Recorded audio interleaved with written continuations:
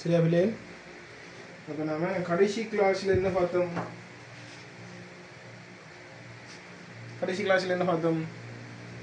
Paper எடுங்க, பேனை எடுங்க, எல்லாத்தையும் எடுங்க மக்கா. 48வது கேள்வி வரையும் பார்த்தோன்னா என்ன சரியா? அப்போ அதில் கடைசி 2 கேள்வியும் நமக்கு தெரியும் அப்ளைட் பயாலஜியில் போட்டிருக்கான். அப்ளைட் பயாலஜியை பொறுத்த வரைக்கும் மக்கள் நான் ஏற்கனவே சொன்ன மாதிரி தான். அப்ளைட் பயாலஜி எப்படியா நாள் என்று சொல்லி கேட்டிங்கன்னு சொன்னால், அவரால் எக்ஸாம் பேப்பரில் தாக்கம் இருக்குமான்னு கேட்டால் ஒரு எம்சிக்கு வரும். இதில் 2 எம்சிக்கு இருக்கு நம்ம பேப்பரில். நான் இந்த 2 விஷயங்களையும் உங்களோட கதைக்கணுன்றதுக்காக போட்ட அணுகையில் வழக்கமாக ஒரு எம்சிக்கு வரும். சரியா? இது ஷுவர் வந்துட்டு ஸ்ட்ரக்சரில் 4வது ஸ்ட்ரக்சரில் ஒரு சி பார்ட்டில் ஒரு 2 கேள்வி அல்லது 3 கேள்வியா அல்லது ஒரு சி பார்ட் அப்படியா வரலாம். அது ஷுவர் இல்லை, மாறி மாறி வரும். எஸ்ஐயில் சிறு குறிப்பில் சி பார்ட்டாக வரும். சரியா? இது தவிர்க்கலாம். இது 2019 வரைக்கும் இவனால் இந்த 10வது அழகை கணக்கெடுக்கிறது. எம்சிக்கு வரல, ஸ்ட்ரக்சர் வரல, எஸ்ஐ வரல, கேள்வியே வரல. சரியா? அப்போ அது ஒரு அழகாக இருந்தது. ஆனால் கேள்வி கேட்கறதில்ல. நியூ சிலபஸுக்கு மாற்றினதுக்கு பிறகு அதுலேயும் பிள்ளைகள்கிட்ட அறிவிக்கணும் எதிர்பார்க்கணும். அப்போ இதை ஒரு நிர்பந்தமாக இந்த எஸ்ஐயில் போட்டு விட்டா. நீ சூஸ் பண்ணாமல் போகலாம் ரைட்டா? நீ 10வது எஸ்ஐயை சூஸ் பண்ணாமல் போனா சரி. அப்போ அவரால் தாக்கம் ஒரு எம்சிக்கோட தாக்கம் மட்டும்தான் வரும். 1 மார்க்ஸ் அல்லது இதில் பார்த்தீங்கன்னா 2 மார்க்ஸ். அப்போ மொத்தம் அவர் ஒரு 2 மார்க்ஸ் தான் தாக்கம். நீங்கள் 10வது எஸ்ஐயை சூஸ் பண்ணினா அவர் இன்னும் கொஞ்சம் 1 மார்க்ஸ் கூடுவார். சரியா?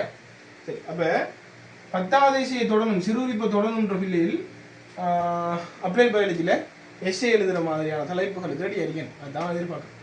சரியா? அவங்க அப்போ நாம் இந்த 2 விஷயங்களையும் டார்கெட் பண்ணி எம்சிக்கும் நீங்கள் செய்யணும், ஸ்ட்ரக்சரும் நீங்கள் செய்யணும், அதே மாதிரி 10வது யூனிட்ல வரக்கூடிய எஸ்ஐயும் நீங்கள் செய்யணும், அந்த சி பார்ட்டும் செய்யணும்னா வழக்கமாக இதில் கேட்குற கேள்வி என்ன, அதுக்கு ஒன்று தயார்படுத்துறது தான் இது.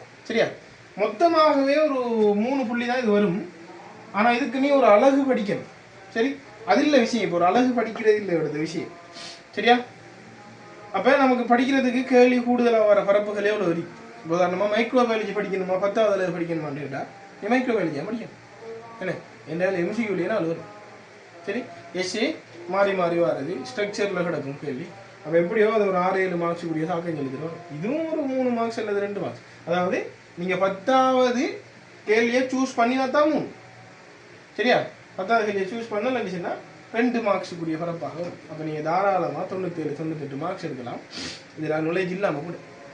ஆனால் இப்படி யோசிக்கக்கூடாது. நம்ம படிக்கிறேன் நாங்கண்ணே, நான் இந்த கதைக்கிறது எல்லாமே யாருக்குன்னு சொன்னால் இந்த விளிம்பு நிலையில் இருப்பீங்க. ஒருவேளை ஃபெயில் வந்துடுமோ, ஒருவேளை பிசி ஆயிடுமோ, அப்படியா நாக்களுக்கு ஏபி ஆயிடுமோ, அந்த விளிம்பு நிலையில் இருக்கிறாங்களே கை. சரி? அப்போ இதை நான் படித்து நேரம் ஒதுக்கி போகிற அளவுக்கு எனக்கு டைமும் இல்லை. என்னென்னா இதை விட முக்கியமான பெரிய பிரச்சனை எல்லாம் இவ்வளோ வரி. ஆனாலும் இதில் வார மார்க்ஸை இழக்கிறதுக்கு எனக்கு விருப்பமும் இல்லை அப்படின்றாக்களுக்கு தான் அது. சரியா?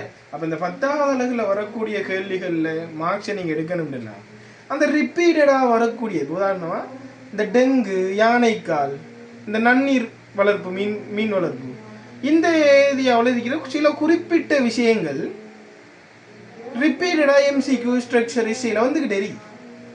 சரி? அந்த அவ்வளோ விஷயம் இருந்தாலும் மக்கள், இப்போ நான் இந்த வழக்கமாக சொல்கிறது தான், நீங்கள் இந்த கழிவகற்றல் படிச்சிருப்பீங்க, பிரசாரண சீராக்கம் கழிவகற்றல். இந்த பிரசாரண சீராக்கம் கழிவகற்றல்ன்றது ஒரு கணக்கான பரப்பு, என்ன ஒரு பெரிய பரப்பு.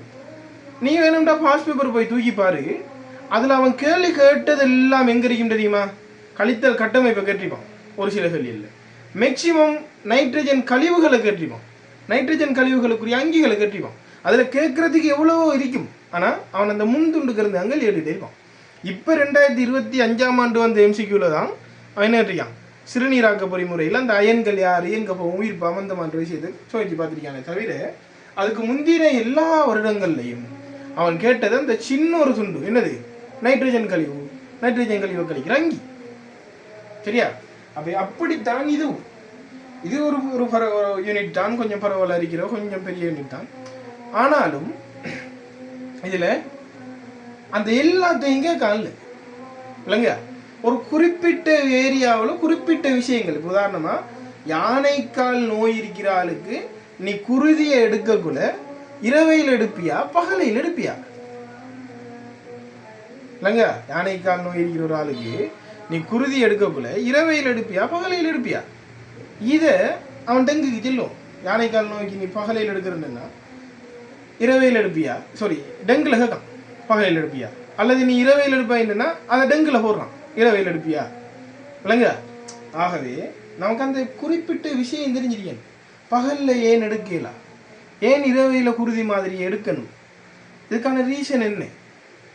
இல்லைங்க, இப்படியான விஷயங்களை சோதிக்கிறதுக்காக டெய்லியும் என்ன ஒவ்வொரு வருஷ பேப்பர்லையும் வரக்கூடிய கேள்விகளில் அவ்வளோ பெரிய பரப்புண்டாலும் ஒரு குறிப்பிட்ட விஷயத்தை தான் கேட்பான். அப்போ எனக்கு அதை ஃபுல்லாக அப்படி ஏன் டைம் இல்லை, ஆனாலும் மார்க்ஸை இழக்கிறதுக்கு விருப்பம் இல்லை. 3 மார்க்ஸ் இருந்தாலும் மார்க்ஸ் தானே என்ன, ஒரு மார்க்ஸுக்குள்ளாலே லைஃப் மாறும் என்ன. அப்போ அதை எப்படி எடுக்கலாம் சொன்னால் அதுக்குரிய வே தான் நான் இப்போ இந்த 2 கேள்வியில் உங்களுக்கு காட்டி தரப்பேன். சரியா? ஃபுல்லாக படிக்க டைம் இருக்கிறார்கள், மற்ற எல்லாம் நல்லா ஃபோமாக இருக்கீங்க, படிச்சிருக்கீங்க, இல்லைனா நீங்கள் அதை படிங்க. சரியா?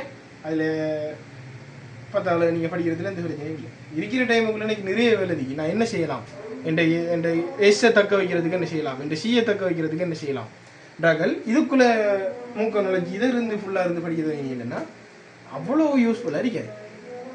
படிக்க வானாண்டு நான் சொல்லலை மக்கால், உங்களுக்கு மேலதிகமாக டைம் இருந்தால் படிங்க. சரி? அப்படி இல்லை ஆனாலும் மார்க்ஸ் எடுக்கணும் அது அந்த ஆக்களுக்குரியதான். சரி சரி. அப்போ எப்படியோ யானைக்காலில் அடுத்த டெங்குல கேள்வி வரும். நான் ரீசான்ஸ் இந்த முறை எஸ்ஏல கூட அவன் டெங்கை போடலாம் என்ன, பேப்பர் மிச்சம் கண்ணால் செட் பண்ணிப்பாங்க. ஆனால் இப்போ டெங்கு கொஞ்சம் என்ன செஞ்சிட்டு பரவலாக பரவிக்கிட்டு. அப்போ ஏதோ ஒரு கோஇன்சிடென்ட் நடந்து இந்த முறை வரக்கூடிய பேப்பரில் ஒருவேளை டெங்கு இருந்தா எம்சிக்யூவை பற்றி நாங்கள் வைக்கல, இந்த சி பாட்டை பற்றி கேட்கிட்டு எம்சிக்யூவில் அதே டெங்கு இருக்கலாம், யானைக்கால் இருக்கலாம், இல்லாமல் இருக்கலாம் ஏன் அது இல்லை. சரியா? இப்போ நமக்கு வந்திருக்கிற கேள்வி என்னென்னா டெங்கு நோய் தொடர்பான சரியான கூற்று அல்லது கூற்றுக்களை தெரிவு செய்ய நம்ம இப்போ எம்சிக்யூட கடைசி கட்டத்தை நெருங்கிட்டோம். எத்தனையா கேள்வி? 49வது கேள்வி. சரியா மகன்? சரி பாரு. அப்போ டெங்கை பற்றி நாம் தெரிஞ்சுக்கணும் அப்படி சொன்னா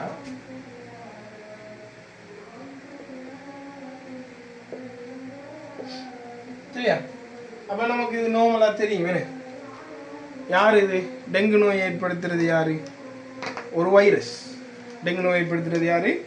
ஒரு virus, ஆர்போ virus.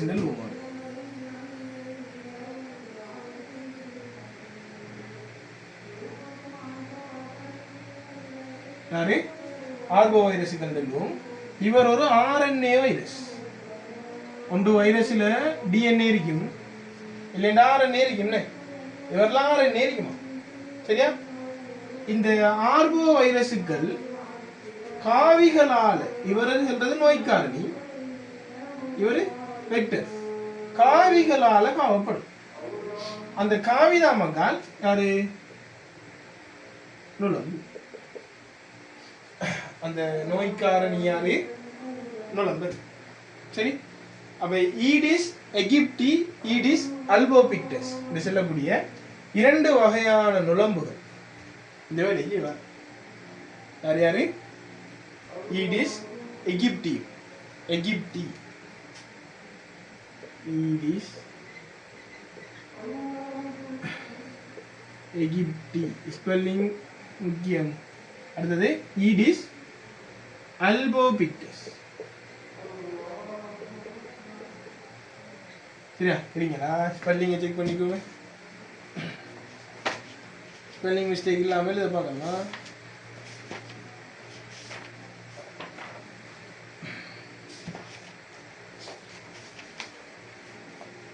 Aedes எகிப்தியும் Aedes albopictus ஏஇன்னு வருமா? பார்த்தீங்களா? சரியா? அதெல்லாம் சரி. ஏஇ எகிப்துன்னு எழுதிட்டு முன்னுக்கு ஒரு ஏஐ போட்டுட்டீங்கன்னா சரி. அல்போபிக்டஸ் அது சும்மா நீங்கள் இந்த வழக்கமான ஸ்பெல்லிங் போல எழுதினாலே சரி. அல்போபிக்டஸ் முன்னுக்கு ஈடிஸ். சரி?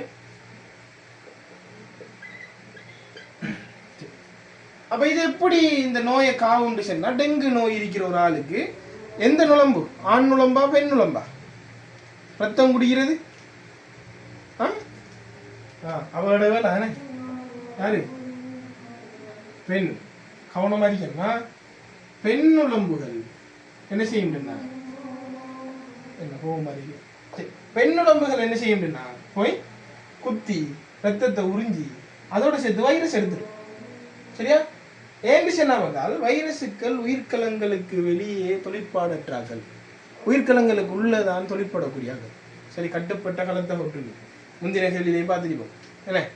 சரி, அப்ப ரத்தத்தை எடுத்துட்டு போய் என்ன செய்யணும்னா இது இன்னொரு ஆளுக்கு போய் குத்தினோன்னு அந்த வாய் வழியாக, அந்த குருதி வழியாக, அந்த அந்த உறிஞ்சி வழியாக வைரஸ் அந்த ஆளுக்கு போய்த்திடும், மறு அவரில் பெருகும். இப்படியான பிரச்சனைகள் ஏற்படுத்துகிற ஒரு சிக்கலான ஒரு ஆள் இந்த டெங்கு. சரியா? டெங்கை பொறுத்த வரைக்கும் டெங்குக்கு ட்ரீட்மெண்ட் இல்லை. சரியா? சாரி, மருந்து இல்லை. ட்ரீட்மெண்ட்டுக்கு மருந்து இல்லை. அப்போ டெங்குக்கு என்ன செய்யலாம்னு கேட்டீங்கன்னா, டெங்குக்கு மேனேஜ்மெண்ட் தான். இப்போ ஹாஸ்பிட்டல் வழியே நாங்கள் வேலை செய்யக்குள்ள அங்கே நிறைய பேஷண்ட்ஸ் மாதிரி வருவார். எப்படி டெங்கு காய்ச்சலில் பாதிக்கப்பட்டாங்களா வருவார். இதில் வார ஆட்களுக்கு நாம் கொடுக்குற மேக்சிமம் மருந்துன்னு சொன்னால் அந்த வழக்கமாக அந்த பெயினுக்கு கொடுக்குற அந்த பாராசிட்டமால் அதுக்கெல்லாம் ட்ரக்ஸாக கொடுப்போம்.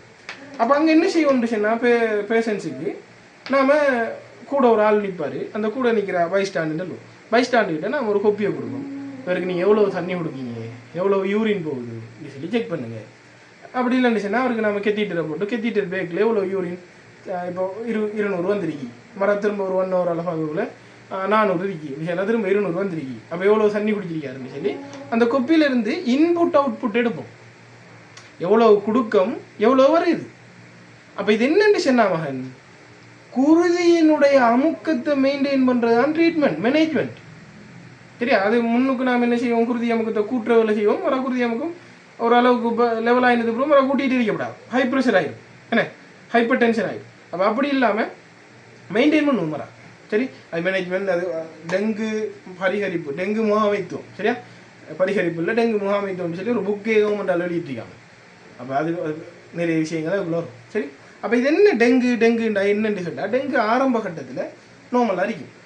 நீங்கள் கண்டுபிடிச்சிட்டீங்க என்னென்னா குணப்படுத்துகிற மாதிரி செட்டப் தான், மருந்து இல்லை, மேனேஜ்மெண்ட் முகாமை தான் செய்யப்படும். சரியா?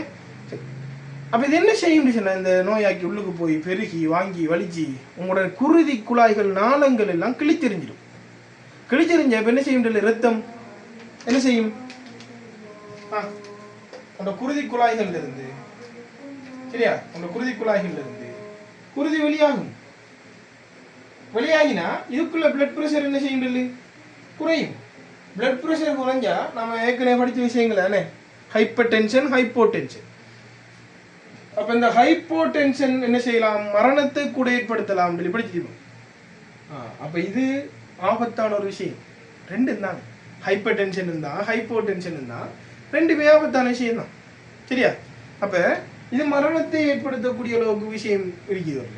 அப்ப இதுல என்ன செய்யறேன்டா, டெங்குக்கு ட்ரீட்மெண்ட் இல்லை, டெங்குக்கு நான் செய்ய போறது மேனேஜ்மெண்ட்.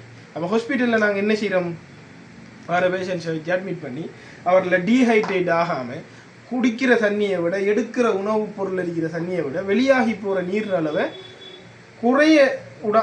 கூட விடாமல் மெயின்டைன் பண்ணும். இல்லைங்க? ஆக இது ஒரு ஆரம்ப கட்டங்களில் கண்டறிஞ்சா குணப்படுத்துகிற மாதிரி தான் இதோட ட்ரீட்மெண்ட் போகும். குருதிப்பெருக்கு காய்ச்சலாக டெங்கு மாறிச்சுன்னா ஹிமோரேஜிக் ஃபீவர் சொல்லுவோம். ஹிமோரேஜிக் ஃபீவரா மாறிச்சுன்னு சொல்லிச்சுன்னா கொஞ்சம் கஷ்டம். என்ன, குருதி குழாயெல்லாம் கிழிஞ்சிடும். அப்போ இவரை ரிகவர் பண்ணி பாதுகாக்கிறன்றதுக்கு அவ்வளோ டைமும் நமக்கு இருக்காது. சரியா? கொஞ்சம் டேஞ்சரான நிலை அது. அப்போ அதை ஆக விடாமல் மெயின்டைன் பண்ணி இந்த வைரஸோட தாக்கத்தை குறைக்கணும். சரியா? மருந்து இல்லை. சரி, கவனம். இப்போ கடுமையாக பரவிட்டு தெரியுதுன்னு, இந்த கொழும்பெல்லாம் சிவப்பு கலர் அடிச்சு, செம்மஞ்சள் கலர் அடிச்சு, சிவப்பு கலர் அடிச்சு, இப்போ மெரவன் கலர் அடிச்சு நீ கருப்பு அடிக்கிற கட்டத்துக்கு வந்துட்டு அந்த அளவுக்கு இப்போ கிட்டத்துலேயும் நிறைய யூனிவர்சிட்டியெல்லாம் லீவ் கொடுத்து பிள்ளைகளெல்லாம் அனுப்பியிருக்கேனே. அப்போ இப்படியான ஒரு சிக்கலான விஷயம் ஒன்று தான் இந்த டெங்கு. அப்போ இந்த டெங்குல நமக்கு கேள்விக்கு என்ன வருது சொல்லி பார்த்தீங்கன்னா, இப்போ நான் சின்ன இந்த காய்ச்சல் விஷயங்கள், குருதி பெருக்கு காய்ச்சல் ஆகிறது, இதெல்லாம் வரும். அப்போ நான் இப்போ விளங்கப்படுத்தி முடிய நீங்கள் ஒருக்கா டெங்கை ஃபுல்லாக வாசிச்சு முடிக்கணும். சரியா? சரி, அப்போ அடுத்தது என்னன்னு சொன்னால், இந்த காவியினுடைய வாழ்க்கையோட நமக்கு தெரியும். என்னன்னா இது வைரஸ் தானே.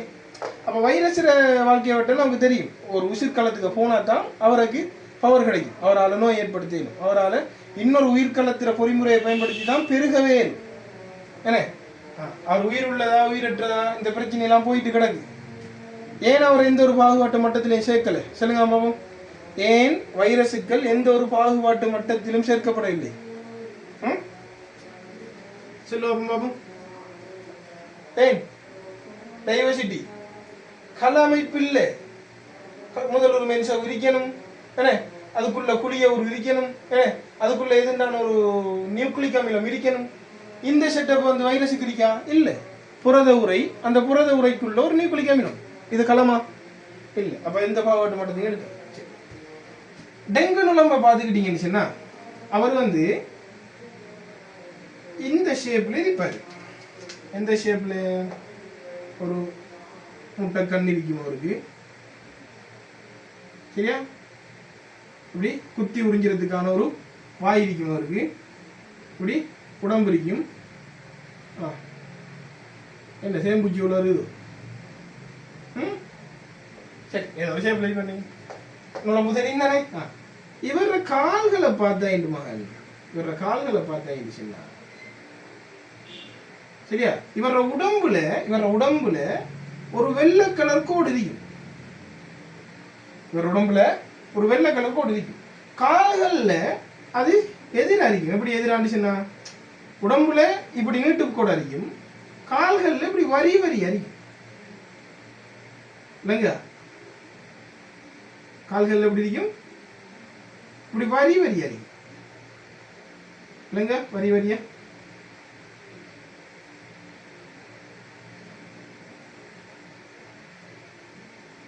கால்கள் எப்படி வரியாக இருக்கும், உடம்புல எப்படி கொத்த கோடு அரிக்கும். நம்ம உடம்பை விட கால்கள் இருக்கிற இந்த வெள்ளை நிற கோடுகள் வித்தியாசமானதா இருக்கும். அவர்ல சிறகுகள் இருக்கும். ஆள்ற சைஸ் என்னண்டா 4 தொடக்கம் 7 மில்லிமீட்டர் சைஸ்ல இருப்பார். கொஞ்சம் பெருசியானே 4 தொடக்கம் 7 மில்லிமீட்டர் சொல்லக்குள்ள கொஞ்சம் சைஸானால் தான் அப்படி இருக்கு. சரி, இவர் என்ன செய்வார்னு சொன்னா, இவர் நிறையுடலியது தானே. இவர் ஆள் யாரு? நிறையுடல். சரியா மகா? இவர் என்ன செய்வார்னு சொன்னா, பாருங்க சிம்பிளா சொல்றேன் கவனிச்சு. இவர் என்ன செய்வார்னு சொன்னா, போய் முட்டையிடுவார். முட்டையிடுற இடம் எப்படியான இடமா இருக்குன்னு சொன்னா, இங்க பாருங்க, ஆழமற்ற தூய நீர்கள்ல என்னது 0 மெகாபாஸ்கல் என்னது தூய நீர்.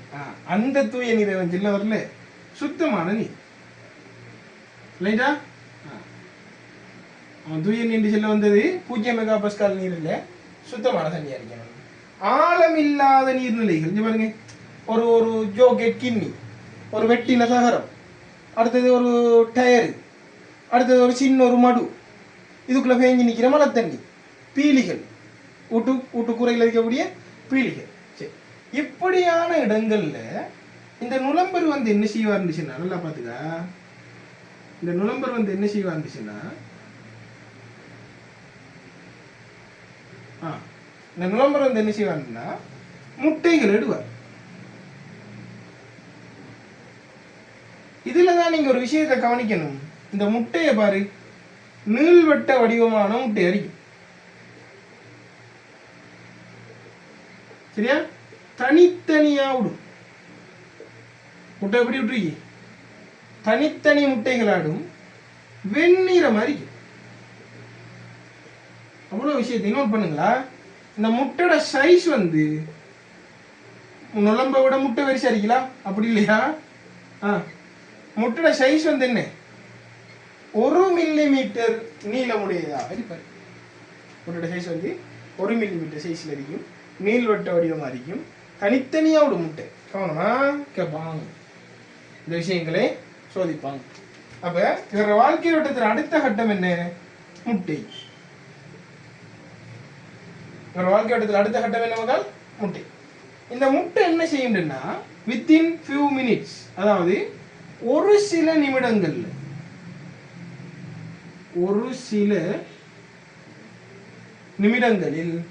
மிக குறைஞ்ச டைமுக்குள்ளேயே இந்த முட்டை என்ன செய்ய முடியும்னா எப்படி தனித்தனியா விட்ட வெள்ளை முட்டானே, தனித்தனியா விட்ட வெள்ளை முட்டை கருப்பு கலர்ல ஷைனிங் முட்டையா மாறும். தனித்தனியா விட்ட வெள்ளை முட்டை என்னையுமா கருமை நிறமாக அப்ப அழகா அழகா இந்த செல்ற விஷயங்களை அழகா பார்த்துக்க. இதுவும் முட்டை தான். இப்ப எங்க நுழம்பு அது கறந்து வைத்து சரியா. இப்ப முட்டை முட்டை நுழம்பு கறந்து போயிட்டது. இந்த முட்டைகள் பொறித்து என்னையா மாறும்? இந்த முட்டைகள் பொறித்து என்னையா மாறும்? ஒரு பூச்சிர வாழ்க்கையை விட்ட என்ன நிறையுடலி முட்டை, அடுத்து என்ன குடம்பி. அந்த குடம்பீரை பத்தி கொஞ்சம் செல்லியாக உள்ளது. அவரு கொஞ்சம் கிறுக்கு பிடிச்சாரு. எப்படியான ஆரம்பிச்சுனா மகன் தலை சரியா, நெஞ்சு, பை, இந்த செல்லி அந்த நீர் மேற்பரப்புல இருந்து ஒரு தீட்டா கோணத்தோட இருப்பாரு, சாய்வா இருப்பாரு, தெளிஞ்ச கூட பாரு, அசைய மாட்டாரு. என்ன மாட்டாரு? அசைய மாட்டாரு. இது கிட்டத்தட்ட 1-2 நாள் போகும். இது இப்படி மாறுறது குடம்பி சரியா. இப்படி மாறுறதுக்கு அவருக்கு கிட்டத்தட்ட 2 நாள், 1 தொடங்க 2 நாள் போகும். சரி, குடம்பி நிலை. அந்த குடம்பி நிலையில வரல பாரு, தலை இருக்கும், நெஞ்சிருக்கும், வயிறு இருக்கும் சரியா. இப்படி இருந்தவர் என்ன செய்வார்னு சொன்னா இன்னும் கொஞ்ச நாளையால சரி கூட்டுப்புழுண்டு சென்ற இடத்துக்கு வருவார். சரி, அது எப்படின்னா ஒரு கமா ஷேப், நீர்மட்டத்திலிருந்து இப்படி ஒரு கமா ஷேப்ல இருப்பாரு. நம்மட பாஷையில வர சொல்றது தெரிபுழு. நம்மட பாஷையில என்ன சொல்றாரு? தெரிபுழு. அப்ப தெரிச்சவன் என்ன தெரிச்சவன் தெரிக்க யாரு? சிவா. அப்ப இவரு இயங்கக்கூடிய தெரி என்ன இயங்கும் ஆற்றல் உள்ள கமா ஷேப்ல நீர் மேற்பரப்புக்கு மேல அப்பிட்டு இந்த கூட்டுப்புழு தான் வித்தின் ஃபியூ டேஸ், ஒரு 2 நாள்ல நிறைவுடையது. ஆமா. அப்ப ஒரு பூச்சிர வாழ்க்கை வட்டத்துல 4 பருவங்கள் இருக்குது.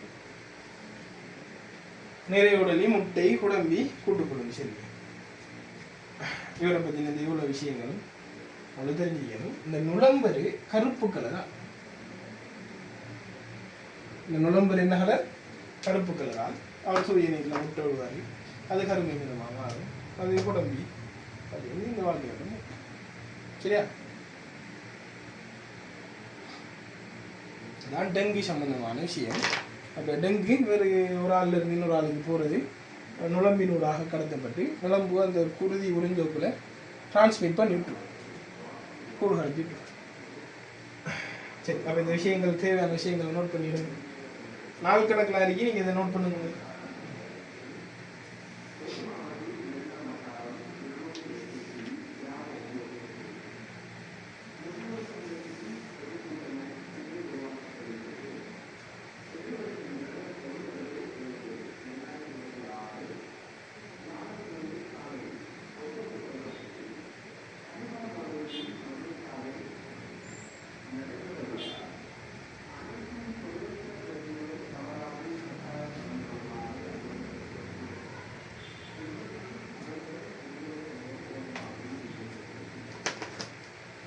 சரியா மேடம்?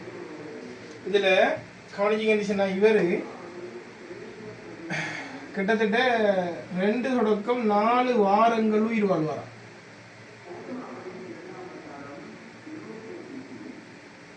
சரியா? இந்த குடம்பியரு கூட்டுப்புழுவா மாறுறது கிட்டத்தட்ட 4 தொடக்கம் 5 நாட்கள் தேவைப்படும். சரியா? 4 தொடக்கம் 5 நாள். இதுல எல்லா முட்டையும் பொரிக்காது. சில முட்டைகள் பொரிக்காத முட்டைகளா, இப்போ இது 2 தான் பொரிச்சிருக்கீங்க, இதுல 1-2 பொரிச்சிருக்கீங்க. இந்த முட்டை பொரிக்காத முட்டை இருக்குதானே, அது 6 மாசத்துக்கு, எவ்வளவு காலத்துக்கு? 6 மாத காலத்துக்கு உறங்கு நிலையில் இருக்குமா. சரியா? சரி, இந்த விஷயங்களை நோட் பண்ணி எடுங்க.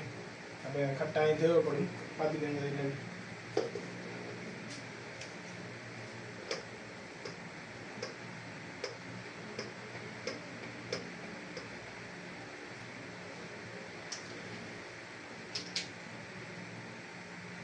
உடம்புல இருக்கிற கோடும் கால்கள் இருக்கிற கோடும் வேறுபட்டதா இருக்கும். உடம்புல நீலப்பாட்டில் இருக்கும், கால்கள்ல குறுக்காக இருக்கும், வரி வரி.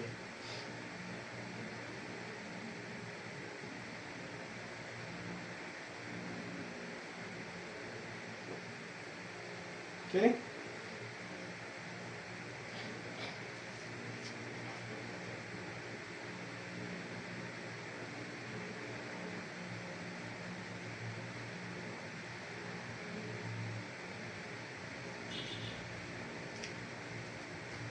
சரியா? இப்போ இந்த டெங்குட நிதானிப்பு அல்லது இந்த டெங்கு எப்படி ஒரு ஆளுக்கு டெங்கு காய்ச்சல் இருக்குன்னு சொல்லி எப்படி நாம சந்தேகப்படுவோம் சொன்னா, ஒரு ஆள் உங்கள்கிட்ட வராரு காய்ச்சல் சொல்லி வராரு, வெளில நீங்கள் ஒரு டாக்டர்கிட்ட போறீங்கன்னு காய்ச்சல் டாக்டர்னு போறீங்க. டாக்டர் எடுத்த உடனே ரத்தத்தை செக் பண்ணுவோம், எடுங்க உங்களுக்கு டெங்கு காய்ச்சல், இனி உங்களை பிழைக்க வைக்கலா, இலங்கையில் மருந்து இல்லை இப்படிலாம் சொல்லுவாரா? இல்லை, என்ன சொல்லுவார்? காய்ச்சல் வந்து எத்தனை நாள் கேட்பார். முதலாளி பேர் வயசுலாம் கேட்டுட்டு காய்ச்சல் வந்து எத்தனை நாள் கேட்பார். அப்போ நீங்கள் சொல்லுவீங்க இன்றைக்கு தாண்டி சொல்லி. அப்போ அவர் சொல்லுவார் டாக்டர் உடனடியாக, நீங்கள் போயிட்டு 3 நாள் கழிச்சு வாங்க, நாம் ரத்தம் செக் பண்ணி பார்ப்போம், இப்போ இந்த மருந்து தாரேன் இதை போடுங்கன்னு சொல்லி 2-3 குளிச்சு பேரசிட்டமோல அதெல்லாம் தருவார். நீங்களும் வந்து போட்டு பார்த்துட்டு நீ 3 நாள் ஆகியும் காய்ச்சல் விடலைன்னு சொன்னால் நீங்கள் அந்த அந்த குறிப்பிட்ட நோய்க்குரியால் போவார். போனால் இப்போ இந்த முதல் 3 நாளில் கண்டுபிடிக்கலாம், சரியா? அப்போ நோய் அரும்பு காலம்னு சொல்கிறது என்னென்ன மக்கால், உங்களுக்கு அந்த தொற்றுள்ள நபரை பெண்ணுளம்பு கடிச்சிட்டு வந்து உனக்கு கடிக்கும் தானே. அப்போ இந்த காவி யார்? பெண்ணுளம்பு, நோயாக்கியை கொண்ட பெண்ணுளம்பு உனக்கு கடிச்சத்திலிருந்து 4 தொடக்கம் 10 நாள். என்ன சாமா? 4 தொடக்கம் 10 நாள். இதுதானே இந்த நோய் அரும்பு காலம் சொல்லுவோம். அப்போ இதுக்கு முதல் நோயை கண்டுபிடிக்கல, இதான் இந்த அரும்பு காலம். நோய் அரும்புது இல்லைங்க ஸ்டார்டா. அப்போ இதுல இருந்து அந்த நோய் அரும்பு காலத்துக்குள்ளதான் நமக்கு சிம்டம்ஸ் தெரியும். சிம்டம்ஸ் தெரிஞ்சதுல இருந்து ஒரு 2 தொடக்கம் 7 நாட்கள், இது 4 தொடக்கம் 10 நாள், இந்த 2 தொடக்கம் 7 நாளைக்கு நிறைய அறிகுறிகள் தென்படும். அவருக்கு உடம்பு சரியான வலியா இருக்கும், காய்ச்சல் காயும், இந்த கண்ணுக்கு பின் ஏரியாவில் நோவு ஏற்படும். இந்த அறிகுறிகள் எல்லாம் இருந்தா டெங்கு அறிகிறது வாய்ப்பு இருக்கு. எடுத்த உடனே உனக்கு டெங்கு தான் போய் சாவுண்டு சொல்றியா மனுஷனே? அப்போ சந்தேகிக்கலாம் நாம, இவருக்கு என்ன டெங்கு இருக்குமோன்னு சொல்லி சந்தேகிக்கிற காலம் தான், சரியா? அப்போ இதுக்கு நீங்கள் டாக்டர்கிட்ட போனீங்கன்னா இதுக்கு ரத்தம் சோதிச்சு பாப்பாங்க. இதில் ஒரு சின்ன ஒரு விஷயம் என்னன்னுச்சுன்னா, இந்த காய்ச்சல் விடும், இந்த காய்ச்சல் விட்டுற டைம் தான் பிரச்சனையான டைம். அந்நேரம் கவனம் அறிக்கணும். அது குருதிப்பெருக்கு காய்ச்சல் ஆகிற கட்டத்துக்கு வரக்குள்ள காய்ச்சல் விடும், சரியா? அப்போ உங்களோட இந்த வைரஸ் வந்து குருதி குழாய்களை கிழிக்கும், கலன்கள்லேருந்து குருதி வெளியாகும். அப்போ பிளட் ப்ரெஷர் குறையும். இதை குறைய விடாமல் தான் என்ன செய்யறேன்னுச்சுன்னா, நாம் நீரை இன்புட் அவுட்புட் பார்த்து மெயின்டைன் பண்ணி ப்ரெஷரை மெயின்டைன் பண்ணுறோம், சரியா? மேடம் கவனமா? சரி, அப்போ இந்த விஷயங்கள் உங்களுக்கு தெரிஞ்சிருக்கணும். இப்போ சொல்லி இதை அழிக்கிறதுக்கு நிறைய பௌதீக முறைகள், இரசாயன முறைகள், உயிரியல் முறைகள் பயன்படுத்துகிறோம், சூழல் கட்டுப்பாட்டு முறைகளும் பயன்படுத்துகிறோம், சரியா? பௌதீக முறையில் சூழல் கட்டுப்பாட்டு முறை. சூழல் கட்டுப்பாட்டு முறை என்னென்னா, இப்போ சின்ன சின்ன பேணிகள், கிண்ணிகள், இந்த டயர்கள், அடுத்து இந்த பீலிகள், இந்த திண்ம கழிவுகள், இந்த கொழும்புல ஏன் இவ்வளோ பரவுதுண்டா, கொழும்புல நிறைய இடங்களில் இந்த குப்பை மேடுகளை பார்க்கலாம், நிறைய இடங்களில் அந்த குப்பைகளை காணலாம். அந்த குப்பைகளுக்குள்ள மழை பெஞ்சால் தண்ணி நிற்கும். அப்போ அதை திரும்ப க்ளீன் பண்ணுறது தானே, அது அந்த ரொட்டேஷனில் டைம் வரக்குலாம் க்ளீன் பண்ணுவோம். அப்போ அதுக்குள்ளே இப்போ தண்ணி நிற்க என்ன செய்யுது, ரொம்ப பெருகுது. நான் தான் ஏற்கனவே சொல்லிட்டேனே, ஆழமற்ற இவருக்கு எப்படி இடம் வேணும். ஏன் அது டயருக்குள்ளே போய் தண்ணி விடுது, இந்த முட்டை விடுதுச்சுன்னா, ஏன் அது சின்ன சின்ன இந்த யோகட் அதுக்குள்ளே விடுதுன்னா, இதுக்கு உங்களோட ரிசோர்ஸில் சொல்லிப்பா நல்லா பார்த்தீங்களா, இருளான இடங்கள் வேணும். இருளான இடம்னா தண்ணி இல்லை மகால், தண்ணி இருளானது இல்லை, அந்த சூழல் கொஞ்சம் டார்க் அரிக்கணும். இவருக்கு டயருக்குள்ளே பாருங்க, அந்த சூழல் கொஞ்சம் டார்க் அரிக்கும். அப்போ அவர் கொஞ்சம் இருட்ட விரும்புகிறேன், ஆனால் சுத்தமான தூய நீரில் தான் முட்டை விடுவார், சரியா? சரி, அப்போ எங்கே போய் ஒரு முட்டோடக்குள்ள அது பெருகி அடுத்து வந்து இங்கே பாரு இந்த மொத்த சைக்கிளும் கிட்டத்தட்ட என்ன இவருக்கு 4 நாள் இவருக்கு 2 நாள் அப்போ ஒரு 2 கிழமைக்குள்ள சரி ஒரு கிழமை 5-7-8 நாளைக்குள்ள அடுத்த சந்ததி வந்துடும் என்ன சரி. அப்போ இதை அழிக்கிறதுக்கு என்ன வழின்னு கேட்டாமல் பெஸ்ட் வே மிகச்சிறந்த வழி வருமுன் காப்போம் என்ன வந்தது அப்புறம் ஒன்றும் செய்யலாம் வர முதல் இப்படியான இடங்கள் அழிக்கணும். சூழலியல் கட்டுப்பாடு தான் மிகச்சிறந்தது. டெங்கை பொறுத்த வரைக்கும் யானைக்காலை பொறுத்த வரைக்கும் மலேரியாவை பொறுத்த வரைக்கும் நீங்கள் எதுனா நுழம்புகளால் பெருகும் நோய்கள் சரி சூழலியல் கட்டுப்பாடு தான் மக்கள் மிகச்சிறந்தது. அது வந்ததுக்கு பிறகு தடுக்கிறன்றதெல்லாம் பேத்தணும் என்ன அப்போ வர விடாமல் பார்த்துக்கணும். அதுக்கு நம்ம ஒவ்வொருவரும் பொறுப்புதாரி. நம்மளோட வீட்டில் இருந்து ஒரு நுழம்பு உருவாகி அது இன்னொரு ஆளுக்கு போய் கடிக்குமாக இருந்தால் அந்த ஆள் அவதிப்படுறதுக்கெல்லாம் நம்ம தான் பொறுப்புக்காராங்க என்ன. அப்போ இதை அரசாங்கம் ஒத்துக்காது, இறைவன் ஒத்துக்க மாட்டான் ஏன்னா. அப்போ உண்ட கவனக்குறைவால் இன்னொருத்தனுக்கு பக்கத்தில் நேர்மையாக வாழ்கிற ஒருத்தனுக்கு அவன் துப்புரவா வச்சிருப்பான், விட்ட சூழலை துப்புரவா வச்சிருப்பான், கூரையை துப்புரவா வச்சிருப்பான். இப்போ டெய்லியும் நீ ஏறி ஏறி பார்க்க இயலாது. டெய்லியும் நுழம்பு முட்டை விட்டு குட்டியாகி வரைய மாட்டு என்ன. அப்போ அதுக்கு ஒரு 7-8 நாள் போகும். நீங்கள் குறைஞ்சது கிழமையில் ஒரு நாளாவது இந்த விஷயங்களை செக் பண்ணிக்கணும். அடுத்து இந்த பீலி உனக்கு செக் பண்ண இல்லாதானே ஏன் பீலி இருக்கிற வீட்டை நாம் அமைக்கணும் என்ன. அப்போ வீடுகளை பீலிகள் இல்லாத மாதிரி தயார் பண்ணிக்கணும் சரியா. அது இருந்துக்கிட்டு அது பெஞ்ச தண்ணி வளைஞ்சி கீழே விழுந்தானே. நாம் பீலியை வச்சோம்னா பீலி அடைச்சி பீலிக்குள்ளே தண்ணி நின்று அதுக்குள்ளே இந்த நுழம்பு வரும். அப்போ மேக்சிமம் பீலிகள் இல்லாத மாதிரி வீடுகளை செட் பண்ணுறது சூழல் கட்டுப்பாடு அமையும். சின்ன சின்ன குட்டைகள் நீர் தேங்கும் இடங்கள் இந்த தகரப்பேணிகள் இதை ரீசைக்கிள் பண்ண கொடுத்துடணும் இல்லையா. அதை உரிய முறையில் அகற்றிடணும் சரி. உக்கக்கூடிய ஆக்கள் எல்லாம் உக்குற மாதிரியான வேலையை பார்த்துட்டு இந்த வகைகளை ரீசைக்கிள் பண்ணுறது பெருசாக. அப்போ இப்படியான வேலைகள் செஞ்சீங்கன்னு சொன்னால் கட்டுப்படுத்தலாம். இது சூழல் கட்டுப்பாடு, இதுதான் சிறந்தது. அடுத்த முறைகள் உதாரணமாக நீங்கள் இரசாயன முறைன்னு விட்டு புகை அடிப்பீங்க. புகை அடித்தா புகை வந்து வீட்டுக்குள்ளே உங்களோட வாய்க்குள்ளையில் அடிக்கிறியா இல்லை தானே. ரோட்டில் அடிச்சுட்டு போவோம். அப்போ ரோட்டில் அடிச்சுட்டு போனால் ரோட்டில் இருக்கிற நுழம்புகள் சாகும். புகை அடித்தவன உள்ளுக்கு தான் ஓடி வரும். அது இல்லைங்கயா അവിടെ தெரிகிற 2-3 சாகும் மிச்சம் உள்ளுக்கு தான் உங்களோட விட்டான ஓடி வரும் பயத்தில். அப்போ அது சிறந்தது இல்லை. அடுத்தது அதில் நம்ம சில விஷயங்கள் படிப்போம் வரையறைகள் இப்போ அடுத்த செல்ல. அது நுழம்பு புகை அடித்தா நமக்கு பிரச்சனை, அது சுவாச பிரச்சனையில் வரும். சில ஆக்களுக்கு ஒத்துக்காக்கள் இப்போ அலர்ஜி கிடைக்கும் என்ன. அப்போ அந்த லாமனையை போட்டு தான் நாங்கள் அடிக்கிறோம். அப்போ அது சிக்கல் சரி. அப்போ அடுத்தது மக்கள் நீங்கள் உயிரியல் முறைகளை பயன்படுத்தலாம். என்ன உயிரியல் முறைன்னு சொன்னால் மீனினங்கள் உதாரணமாக கப்பி தண்டி இந்த சொல்லி ஒரு மீன் இருக்கு, திலாப்பியான்னு சொல்லி ஒரு மீன் இருக்கு. இவகட இலந்தைகள் குஞ்சுகள். இப்போ திலாப்பியாண்டா ஜப்பான்னே ஜப்பான் மீன் வா எவ்வளோ பெருசி அதுக்குள்ளே இந்த குட்டிக்கு குழம்பியை போய் பிடிச்சி தின்னு மாதிரி இல்லை. அப்போ அதில் குட்டி கப்பிஸ் மீன் குட்டியானே. அப்போ அவர் வாயும் சின்னன்னா அவருக்கு தேவையான உணவும் சின்ன பெருமெல்லாம் தேடுவார் சரி. இதெல்லாம் அவ்வளோ வினைத்திறன் இல்லை மக்கள். கப்பிஸ் மீன் அதுக்கு சாப்பாடு கிடைச்சா குழம்பியை தின்னாது, சாப்பாடு இல்லாட்டி தந்துடணும் சொல்லுவாங்க. அப்போ இதெல்லாம் அவ்வளோ வினைத்திறன் இல்லை. வினைத்திறன் சூழலை கட்டுப்படுத்துறதுதான். இனி வந்துட்டு செல்ற பட்சத்தில் இனி நம்மளை அறியாமல் ஏதாவது நடக்கலாம் தானே. அதுக்காகத்தான் இந்த உயிரியல் கட்டுப்பாடுகள், அதுக்காகத்தான் இந்த இரசாயன கட்டுப்பாடுகளை தவிர சூழல் கட்டுப்பாடு இல்லாமல் நீங்கள் டெங்கை கட்டுப்படுத்துறன்றே சாத்தியம் இல்லை சரியா. நீங்கள் சூழலை குப்பியாக தான் வச்சுக்கிங்க தண்ணி தேங்குந்தாண்டுன்னா டெங்கு காய்ச்சல் வருதான். இப்போ டெங்கு காய்ச்சல் வராமல் தடுக்கிறதுன்னா நுழம்புகள் காவி. இப்போ வைரஸ் ஒரு ஆள்ல இருந்து இன்னொரு ஆளுக்கு பாஞ்சு வராது, அது நுழம்பெல்லாம் வரும். அப்போ நுழம்பு கட் பண்ணிட்டா சரி அடுத்த சரியா.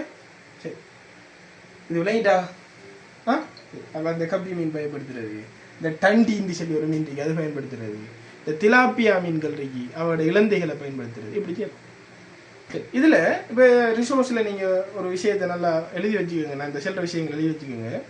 இதில் சில லிமிட்டேஷன்ஸ் வரையறைகள் இருக்கு. அது என்ன லிமிட்டேஷன்ஸ் வரையறைன்னா இப்போ நீ என்னத்தை கப்பீஸ் மீனை போட்டு தண்ணிக்கு உண்ட கிணத்துக்கு போட்டிருப்பாய். இதுக்கு அந்த ஒரு நுழம்பு போய் முட்டோட்டு அதிலிருந்து ஒரு 4 குட்டி வந்து அந்த குடம்பியை இது திண்டு காணும் அது.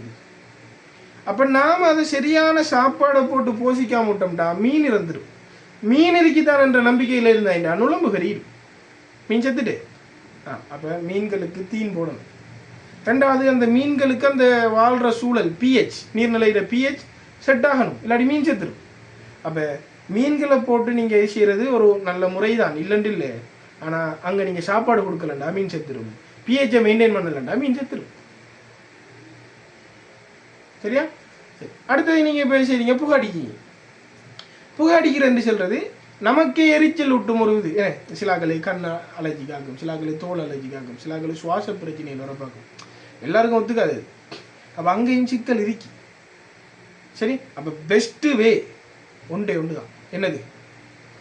என்னது சூழலை நீங்கள் துப்புரவாக வச்சுக்கிறதும், நீர் தேங்கும் இடங்களை இல்லாமல் ஆக்குறதும், டெங்கு நுழம்பு காவிகளை பெருகாமல் ஆக்குறதும் தான் டெங்கை கட்டுப்படுத்தும் சிறந்த வழி. சரி, அப்போ வரையறைகள்னா லிமிட்டேஷன்ஸ். நீங்கள் என்னதான் செஞ்சாலும் அதில் சிக்கல் வரும். உதாரணமாக நீங்கள் சூழல் கட்டுப்பாடையே செய்ய போனாலும் மக்களுக்கு அது சம்பந்தமான அறிவு இல்லாமல் அறியும். இப்போ சூழலை கட்டுப்படுத்தி இருந்தால் எப்படி டெங்கு பெரிய இருக்குமா? இல்லை தானே? ஏன்? அப்போ நம்ம தான் சூழலை கட்டுப்படுத்தாமல் இருந்திருக்கோம். அதால் டெங்கு லிமிட் இல்லாமல் பெரிய மழை பெஞ்சோன்னா நல்ல தண்ணி வந்தால் காணும் இருக்கு. சரியா மக்கார? அப்போ அதுவே ஒரு 4 கிழமை தான் உயிர் வாழும். அதுக்குள்ளே இவ்வளோ பெருகுதுண்டா, எவ்வளோ தூய நீர் அதுக்கு கிடைக்குதுன்னு பாருங்க. சின்ன சின்ன இடங்கள். கவனம். அப்போ இதுதான் டெங்கு சம்பந்தமான ஒரு பூரணமான விளக்கம். அப்போ இதில் ஏதாவது விஷயங்கள் தேவைன்னா, அதாவது தேவைன்றதுக்கு இல்லை, இந்த படத்தை பார்த்தாலே இதில் மேக்சிமம் எல்லா விஷயமும் நான் காய்ச்சிட்டு இதெல்லாம் முக்கியம். தனித்தது, வெண்ணிறமாக வர்றது, கொஞ்ச நேரத்தில் கருப்பாகிறது, குழம்பி வர்றது, அது சாய்வு அரிக்கிறது, இதெல்லாம் முக்கியம். அவரோட சைஸ். சரியா? சரி, இதை நோட் பண்ணிடுங்க.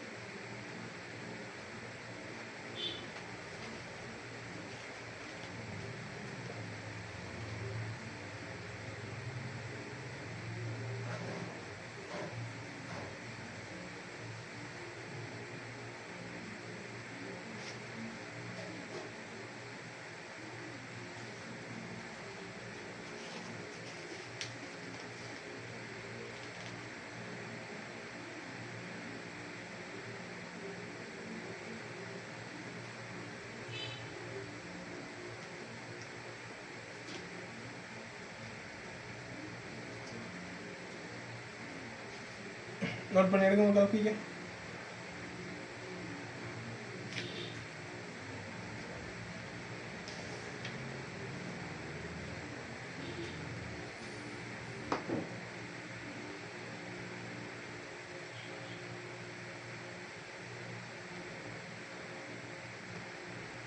சீக்கிரம்.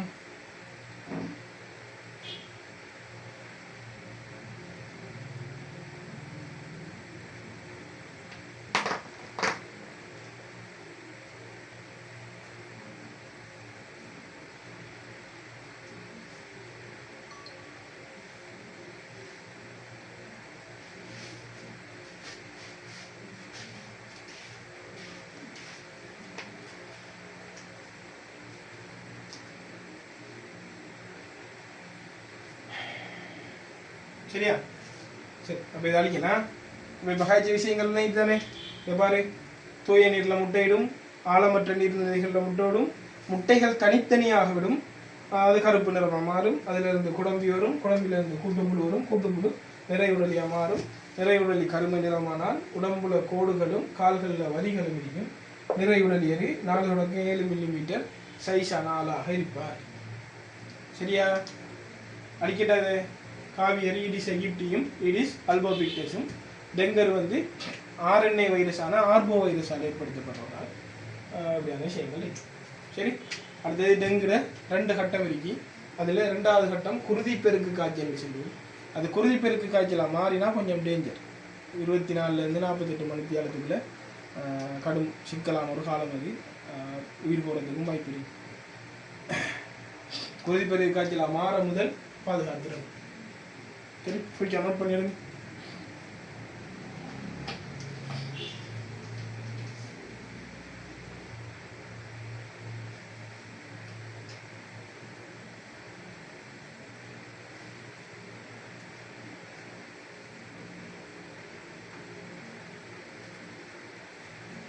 சரியா வாங்க. அப்போ இதை அழிக்கட்டா?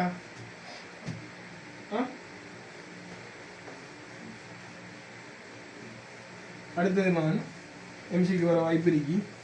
யாரு? யானைக்கால். சரியா? அப்போ 49 கேள்வியில் 2 விஷயம் சார்ந்து நான் போட்டிருக்கேன். அப்போ அவள் 2ஐயும் தெளிவாக கிளியராப்பா. அப்போ நீங்கள் இன்றைக்கு செய்ய வேண்டியது என்னென்னா, இப்போ நான் சொல்கிற முக்கியமான விஷயங்களை நோட் பண்ணி வச்சுக்கணும். ஒரு கட்டக்கண்டு ரிசோர்ஸ் எடுத்து யானைக்காலையும் டெங்கையும் படிச்சுக்கணும். சரியா? அதில் இந்த பொதுவான விஷயங்கள் ஜென்ரல் நாலேஜுக்குரிய விஷயம் தான். எப்படி தடுக்கலாம்? சூழல் ரீதியாக எப்படி தடுக்கலாம், உயிரியல் ரீதியாக எப்படி தடுக்கலாம். உயிரியல் ரீதியாக தடுக்கிறதுல ஒரு விஷயம் பசிலஸ் துரிஞ்சியன்சிஸ் இஸ்ரேலியான்சிஸ். சரியா? அதில் பிடிஐ சொல்லி சொல்லுவோம். அந்த துரிஞ்சியன்சிஸில் உங்களோட ரிசோர்ஸில் ஸ்பெல்லிங் மிஸ்டேக் இருக்கு, பார்த்துக்கோங்களா?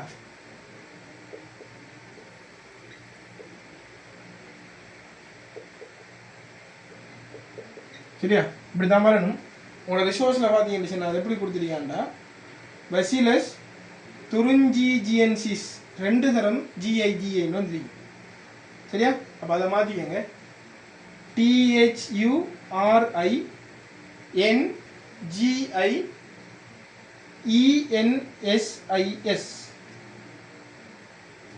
சரியா? துரிஞ்சியன்சிஸ்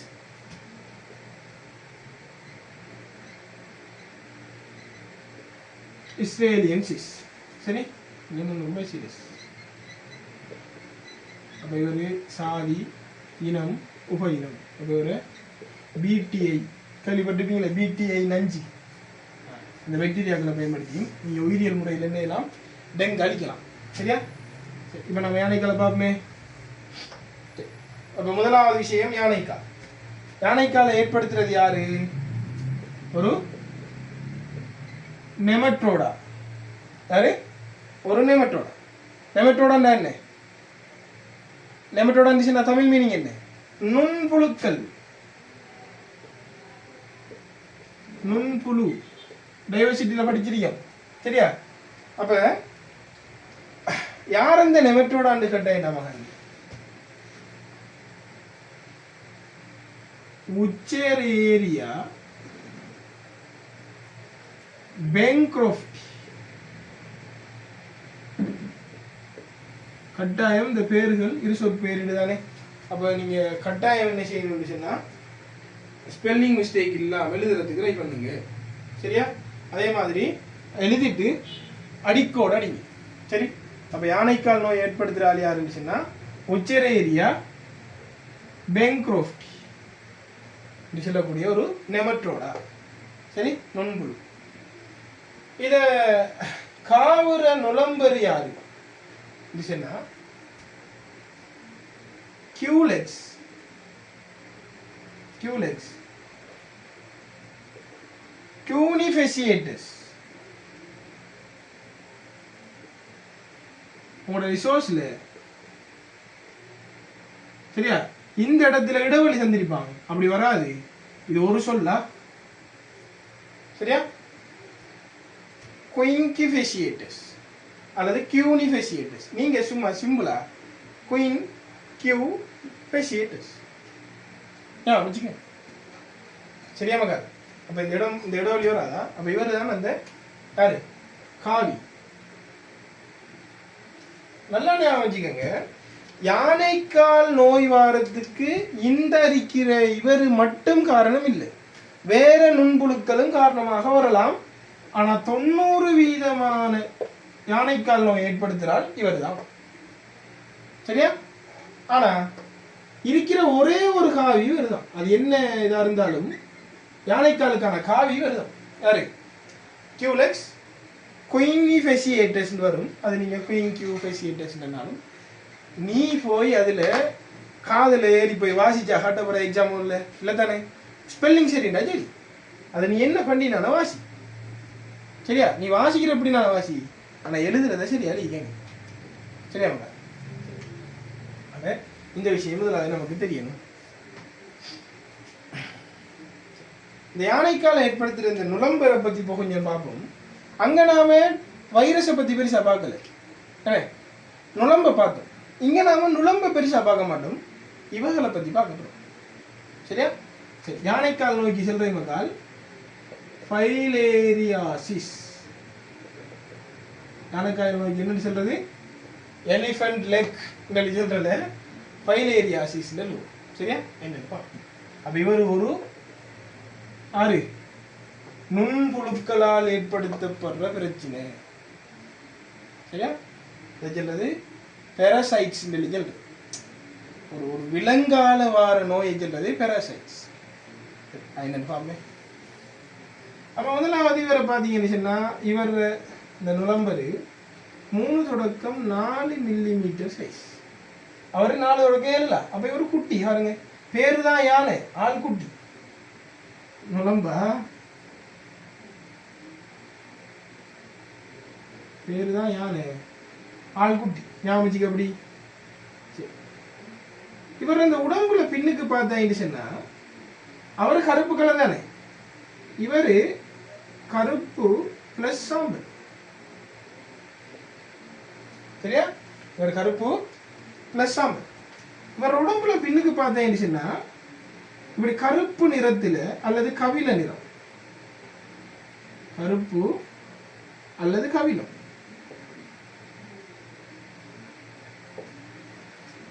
நரம்பர்கள் இந்த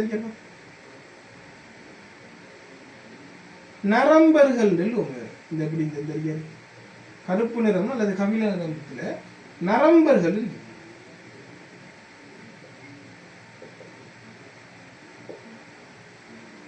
சரியா? இவர சிறகுகளை பாத்தீங்கன்னு சொன்னா, சரியா, இவர சிறகுகளை பாத்தீங்கன்னு சொன்னா அந்த சிறகுகள ஓரத்துல இப்படி தூரிகை மாதிரி இருக்கு.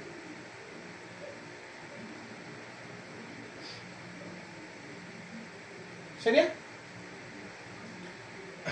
இந்த விஷயங்கள் நோட் பண்ணிக்கீங்களா? இவர கால்கள்லையும் வெண்ணிறமான புள்ளிகள் இருப்பார். சரியா? இவர கால்லையும் அந்த வெண்ணிற கோடுகளை நீங்க அவதானிக்கலாம், உடம்புலயே அவதானிக்கலாம். இவரு யானை தானே. அப்ப கொஞ்சம் ஊத்த குடிச்சாங்க. அசிங்கமான இடங்கள்ல தான் இப்ப தூய்மையான நீர் இவருக்கு தேவை. அதாவது இப்ப டாய்லெட் பிட் உடைஞ்ச அந்த எரிக்கும் நீர்நிலைகள், அப்படியான இடங்கள், துப்புரவான நீர் இவருக்கு தேவை. அப்படியான இடங்கள் போய் முட்டை. ஆனா இந்த முட்டை எப்படி இருவார்டா மகன்? எப்படி?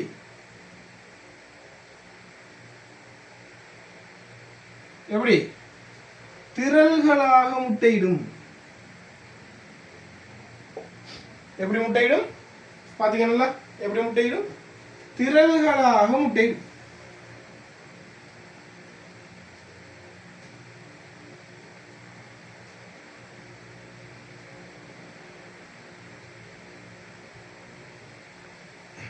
சரி, நிறைவுடல் இதை வரல. முட்டை, முட்டையிலிருந்து அடுத்த என்ன வரும்? கூட்டுப்புழு, சரி குடம்பி வரும். குடம்பி அதே மாதிரி தான், வயிறு இருக்கும், நெஞ்சிரிக்கும், தலையிருக்கும், அது ஒரு கோணத்தில் சாஞ்சிரிக்கும். சரி, அதே மாதிரி தான் இவருக்கும் என்னது கூட்டுப்புழு வரும். இவர கூட்டுப்புழுவும் கமாவடியத்தில் அடிப்பது. ஆனால் அவரை விட இவர கமாவடியும் கொஞ்சம் குறைவதான், குறைவது நிறைவுகள் தான். அப்போ உனக்கு இந்த விஷயங்கள் தெரியும், இந்த விஷயங்கள் தெரியும். அவர் கருப்பு, இவர் கருப்பு சாம்பல். இவர் உடம்புல கவில நிற அல்லது கருப்பு நிறமான நரம்புகள், அந்த பின்னுக்கு உடம்புல இருக்கிற நரம்புகள். சரியா? அடுத்து ஒரு செதில்ல இந்த சிறைகள்ல பிரஷ் மாதிரி தூரிகை ஷேப்ல இப்படியான இந்த சும்பு மாதிரி வெட்டக்கிறீங்க. சரியா? அப்போ குயிக்க அதை நோட் பண்ணிட்டு எழுங்க. அழிக்கப்படும் யானைக்கால் நோயை ஏற்படுத்துறதுல 90% பங்கு உச்சரேரியா பெங்க்ரோஃப்டிக்குரியது. 100% இல்லை, 90. ஆனா இருக்கிற ஒரே ஒரு காவி கியூலெக்ஸ் மட்டும்தான்.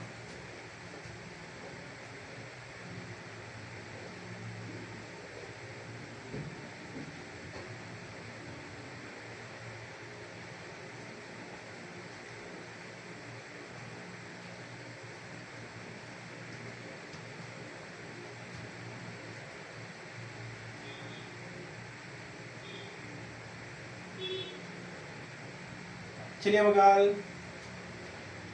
இதை நோட் பண்ணி வச்சுக்கோங்க. அப்போ யானைக்கால் நுழம்புகள் கருப்பு சாம்பல் நிறம், டெங்கு நுழம்புகள் கருப்பு நிறம்.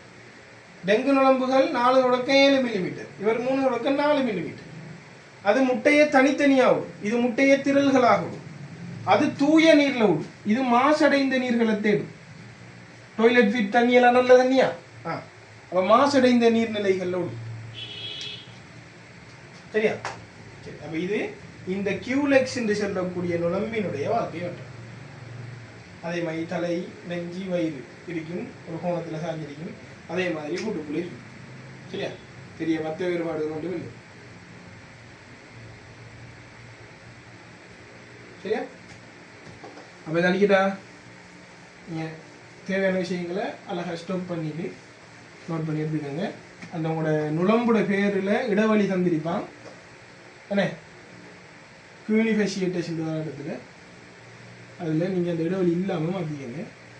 யானைக்கால் நோயை ஏற்படுத்துறது உச்சரேரியா பெங்க்ரோஃப்டி மட்டும் இல்லை, அவர் தான் 90% யானைக்காலை ஏற்படுத்துவார்.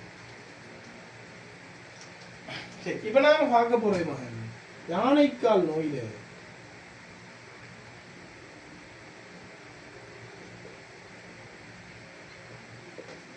பரவும் முறை.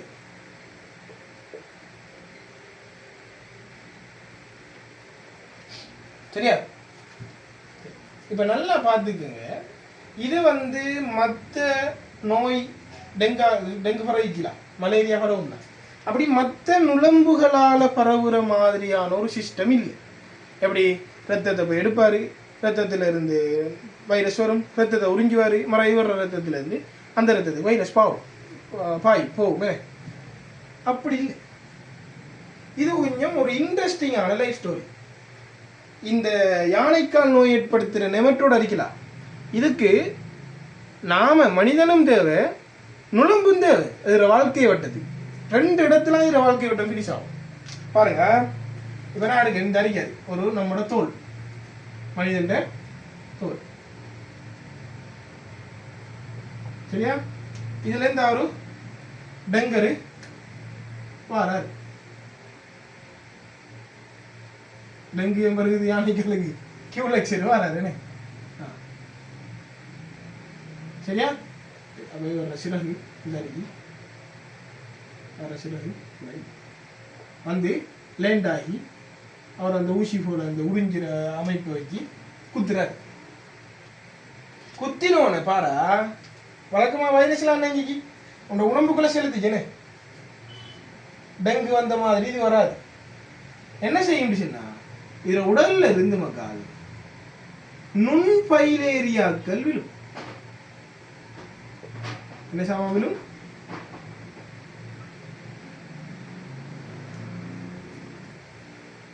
என்ன சாமா விழும்? நுண்பைலேரியா. நுண்பைலேரியான்னு சொல்றதை விட நுண்பைலேரியான்னு சொல்றதை விட இவர குடம்பி விழும். சரியா? அந்த நெமட்டோட குடம்பி அது L1, L2, L3 ஸ்டேஜ் இருக்கு குடம்பி இல்லையா? அதுல L3 ஸ்டேஜுக்குரிய குடம்பிகள் விழும். சரியா? அப்ப இந்த விழுந்து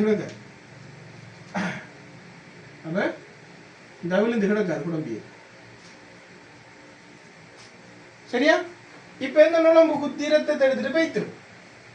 போனதுக்கு பிறகு என்ன நடக்கும் சொல்லி சொன்னா பாருங்க, போனது பிறகு என்ன நடக்கும் சொன்னா அந்த நுளம்பு குத்தின காயம் இருக்குதானே, அந்த நுளம்பு குத்தின காயம் இருக்குதானே, அந்த காயத்துக்குள்ளால இந்த இருக்கிற L3 ஸ்டேஜுக்குரிய குடம்பி உள்ளுக்காகும்.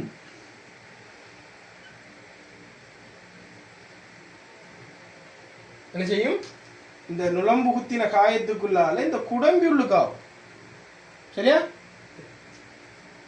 உள்ளுக்காகி இது என்ன செய்யும்னா கிட்டத்தட்ட 1 வருடம் போகும் அவரு நிறைவுடலையா மாறுறதுக்கு. எவ்வளவு காலம் போகும்? கிட்டத்தட்ட நுளம்பு குத்தின காயம் 1 வருஷம் வரை இருக்குமா? அப்ப அது சொல்லலாம் பழைய வந்துடும். இப்ப இது என்ன செய்யும்னா 1 வருட காலத்துல நம்மட நிணநீர் கலன் இருக்குதானே, இந்த நிணநீர் கலனுக்குள்ள நிறைவுடலி புழுவாக மாறும்.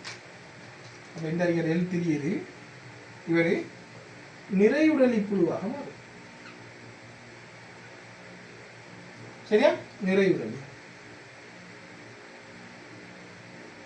இந்த நிறைவுடலிகள் என்ன செய்யும் சொன்னா மக்கள், நம்மளோட உடம்புல ஆண் பெண் நிறைவுடலிகள் சேர்ந்து கூடு கட்டி வாழும். இப்படி கூடு கட்டி வாழக்குள்ள என்ன செய்யும்னா இங்க வர இது நம்மளோட கால் வைங்கலாம். சரியா? இந்த காலில் இந்த நிணநீர் கலன் வையன் நீ படிச்சிருப்பாய். நிணநீர் கலன்கள்ல இப்ப குருதி சுற்றோட்டத்தை ஒதுக்கி இதயம் இருக்கும் பம்புறதுக்கு. ஆனா நிணநீர் கலன்கள்ல பம்புறதுக்கு ஏதாவது செட்டப் இருக்கா? இல்லை. ஆகவே வாழ்வுகள் இருக்கும் படிச்சிருப்பேன். இந்த நிறைவுடலிகள் என்ன செய்யும்னா இந்த வாழ்வுகள்ல வாழ்ந்து இந்த வாழ்வுகளை அடைச்சி நிணநீரை தேங்க வைக்கும். சரியா? தேங்கின இந்த ஏரியா என்ன செய்யும்? வீங்கும். இந்த ஏரியா என்ன செய்யும்? வீங்கும். அப்ப இது வீங்கும். இது வீங்க வீங்க வீங்க வீங்க வீங்க வீங்க வீங்க இந்த ஏரியா கனமாக மாறும். இந்த ஏரியானையும் இந்த தோல் தடிக்கும். இதுல நுண்ணங்கிகள் வாழ தொடங்கும். ஏனைய விஷ ஜந்துகள் இது நடிகதானே மைக்ரோப்ஸ் இதுக்குள்ள வாழ தொடங்கும். அப்ப இது பெரிய பிரச்சனை. கிட்டத்தட்ட ஒரு நிறைவுடலி மக்கள் 5 தொடக்கம் 6 இயர்ஸுக்கு வாழும். நீண்ட கால பிரச்சனை உண்டு. இதை குணப்படுத்துறது அவ்வளவு சாத்தியம் இல்லை. வந்துட்டு சொன்னா யானைக்கால் நீண்ட கால வருத்தம். சரியா? இது இங்க நடக்கும். இது எப்படியான இடங்கள் அறிகின்றன? தொங்கிக் கொண்டிருக்கும் அங்கங்கள் அறியும். சரி, என்னது? மார்பகங்கள். பெண்கள்ல மார்பகம், ஆண்கள்ற விதை, அடுத்தது கால் கை. சரியா?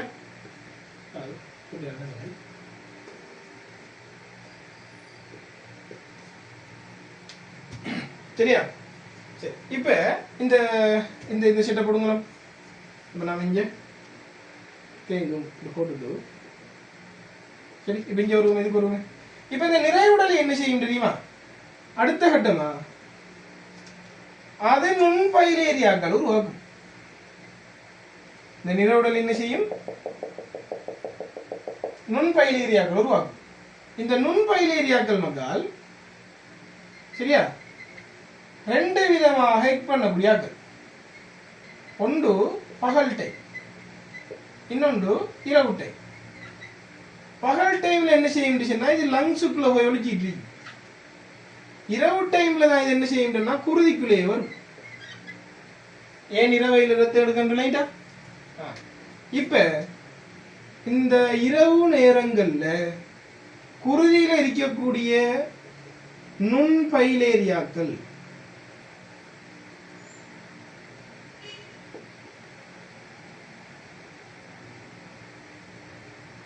சரியா? இரவு நேரங்கள்ல குருதியில் இருக்கக்கூடிய நுண்பைலேரியாக்கள் பாருங்க நுளம்புகள்ற உடம்புக்கு போகும். யானைக்கால் நோய் ஏற்படுத்துற கியூலக்ஸ் நுளம்பு இருக்குதானே, இந்த நுளம்புகள்ற உடலுக்கு அவர் குருதியை உறிஞ்சுவாருன்னு சொன்னோம். இந்த குருதியை உறிஞ்சுவதன் ஊடாக போய் அது அங்கிருந்து என்ன செய்யும் சொன்னா பல ஸ்டேஜுகளால L3 ஸ்டேஜா மாறும். குடம்பில பல ஸ்டேஜ் இருக்கின்றன தானே L3 ஸ்டேஜாக மாறும். திரும்ப அடுத்த தரம் அடுத்த நபர் என்ன அப்ப இந்த நுழம்பு போய் அடுத்த நபருக்கு குத்தும். அப்ப அது குத்திட்டு போனது கூட L3 குடம்பி உள்ளுக்காகும். உள்ளுக்காய் ஒரு வருஷ காலம் போகும். அது நிறைவுடலியா மாறு. நிறைவுடலியா மாறினது கூட அது நுண் பைலேரியா வெளியிடும். அந்த பைலேரியாக்கள் பகல் காலங்களில் லங்ஸில் வாழும். இரவு நேரத்தில் பிளட்டுக்கு வரும்.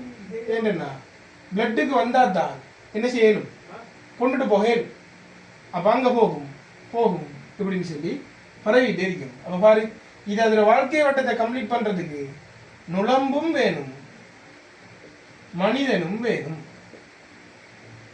இது அதில் வாழ்க்கை வட்டத்தை கம்ப்ளீட் பண்ணுறதுக்கு என்ன வேணும் நுழம்புகளும் வேணும் மனிதனும் வேணும்.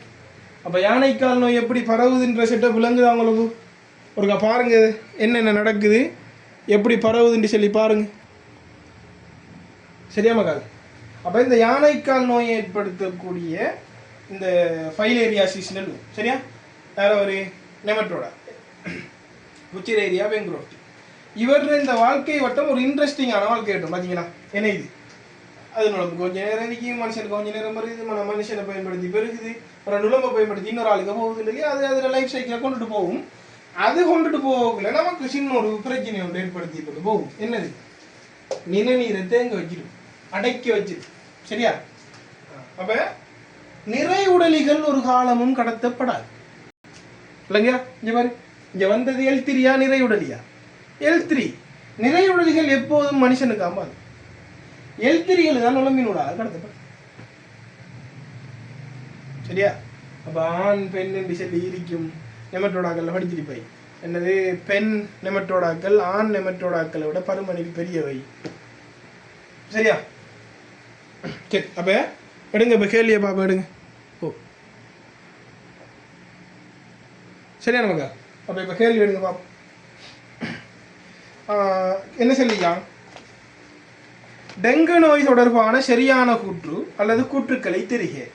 அப்ப நம்ம வழக்கம் போல ஈக்கூற்ற வாசிக்கிறாங்கல்ல. அப்ப ஈக்கூற்றவாசி ஜெயிச்சுன்னா இரா காலங்களில் எடுக்கப்படும் குருதி மாதிரிகளை கொண்டு தொற்றுண்டவரை அடையாளம் காணலாம். இரா காலங்கள்ல குருதி எடுக்கணும் யாருக்கு யானைக்கால் இறாலுக்கு. இரா காலங்கள்ல குருதி எடுக்கணும் யாருக்கு டெங்குக்கு இல்லை யானைக்கால். ஏன்னு சொல்லிட்டு இந்த நுண்பைலேரியாக்கள் இரவுல தான் பிளட்ல இருக்கு அப்பதான் நுழம்பு எடுத்துட்டு போகும். பகல் டைம்ல சேவா போய் லங்ஸ்ல இருந்துடும். இதால பெரிய பிரச்சனை என்ன அந்த நிறையுடலிகளோ அந்த நுண்பைலேரியாக்களோ லங்ஸுக்கு ஆபத்தா வந்தாமே தொலைச்சிட்டு உள்ளுக்கு போகும் சிக்கல் நறுக்கி நிறைய. சரி அப்ப ஈக்கூற்று இப்ப ஏக்கூற்ற பாரு இது மனிதனின் நிணநீர் தொகுதியுள் வாழுகின்ற நெமட்டோடா ஒன்றினால் உருவாக்கப்படும் நோய். எது யானைக்கால். அவன் கேட்டது என்ன டெங்கு. அப்ப ஏக்கூற்று பிலண்டா 1 வராது 2 வராது 3 வராது 4 அல்லது 5. பிஏ பாரு இதை நீங்க வாசிக்கக்குள்ள சிம்பிளா செஞ்சுட்டு போய்த்துறீங்க 4 விடை அடிப்பீங்களா என்ன தெரியாட்டி தான் 4 விடை அடிக்கணும். எதுக்கும் மற்ற விடைகளை செக் பண்ணிடணும் சரியா. நோய்க்காவி மாசடைந்த நீர்களில் முட்டையிடும். மாசடைந்த நீர்ல முட்டையிடுறது யாரு யானைக்கால்ற கியூலெக்ஸ் நுழம்புகள் என்ன. ஆக பி குற்றுப்பில நோய் காரணமாக மரணமும் சம்பவிக்கலாம். யானைக்கால் நோய் யானைக்கால்ல டெங்கு நோய் காரணமாக மரணம் சம்பவிக்கலாம். எப்ப குருதிப்பெருக்கு காய்ச்சலா மாறினான். அவன் தந்த கூற்றெல்லாம் யானைக்காலுக்கு கேட்ட கேள்வி டெங்கு சரி. அப்ப சி சரி டெங்குக்கு சரி. டி காவி நுழம்புகளை கட்டுப்படுத்துவதற்கு பிடிஐ என பேசிலஸ் துரிஞ்சியன்சிஸ் இஸ்ரேலியன்சிஸ் பாக்டீரியாக்கள் பயன்படுத்தப்படலாம். பிடிஐயை பயன்படுத்தி நீ அழிக்கலாம். அது என்ன செய்யும்னா நுழம்புகிற குடம்பிகளின் உதரச்சுவடுகளை கிழிக்கிற நஞ்சு. என்ன நஞ்சது அகநஞ்சை ஏற்படுத்து என்ன. அப்போ உங்களுக்கு கேட்கலாம் அகநஞ்சுக்கு உதாரணம் தருக. அகநஞ்சை தோற்றுவிக்கும் நுண்ணங்கிகள் சல்மோனெல்லா நீ எங்கே படிச்சு பாய் மைக்ரோபயாலஜியில் படிச்சு பாய் சல்மோனெல்லா டைப் பி அகநஞ்சு. அதே மாதிரி இந்த பசிலஸ் துரிஞ்சியன்சிஸும் ஒரு அகநஞ்சை தோற்றுக்கிறான் சரியா மக்கா. அப்போ இந்த கேள்வியை விட என்ன சிடி 5வது இல்லை 4வது. அப்போ 5வது கிளியரானே அப்போ இந்த கேள்வி இந்த செக்ஷன் என்ன செய்ய சான்ஸ் இருக்கு, வாரத்துக்கு சான்ஸ் இருக்கு. அப்போ கவனம். சரியா மக்கள்?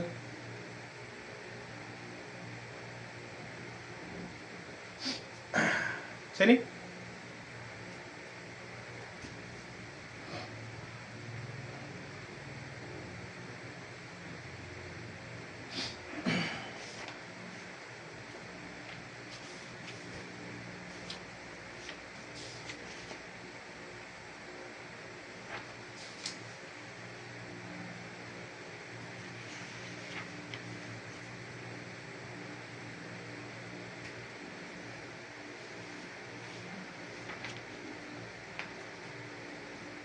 சரி.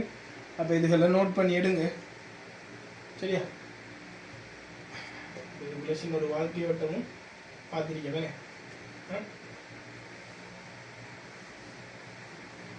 பொங்கிக் கொண்டிருக்கும் அங்குங்களில் இதே பொதுவாக கிளர்ச்சி ஏற்படுத்துகிறோம். யாரோட வாழ்க்கை ஓட்டம்?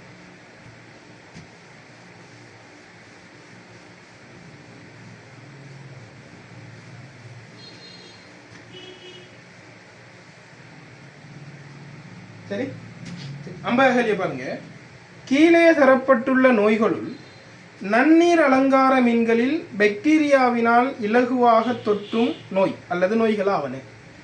சரி, இந்த கேள்வியை பொறுத்த வரைக்கும் மக்கள் நீங்கள் உங்களோட ரிசோர்ஸில் எடுத்து பார்த்தீங்கன்னு சொன்னால், நான் சொல்கிற அந்த தலைப்பை கொஞ்சம் பாருங்களா.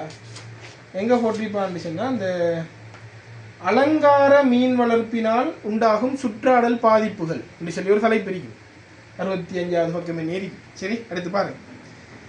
அந்த தலைப்புக்கு மேல ஒரு வசனம் ஒன்று போற்றிப்பானல், வளர்ப்பு செய்யும் நன்னீருக்குரிய அலங்கார மீன்களில் ஏற்படும் பொதுவான நோய்கள் சொல்லி ஒரு வசனத்தை தந்துட்டு கீழே ஒன்றுமே இல்லாமல் இருக்கும்.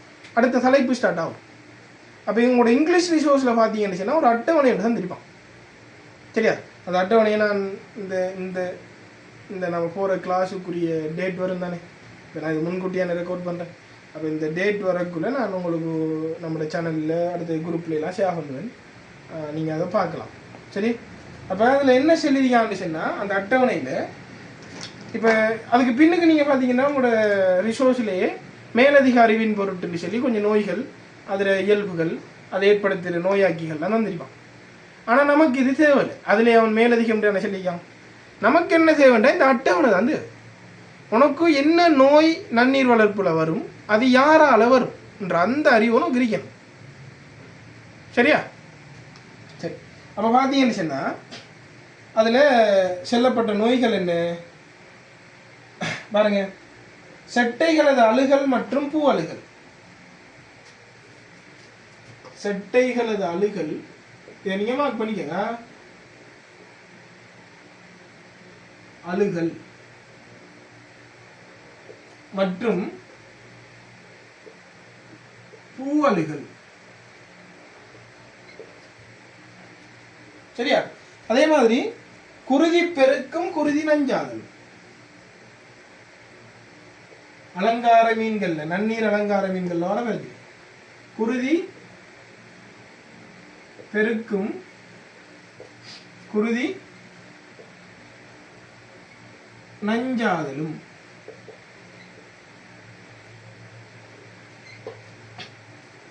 சரியா?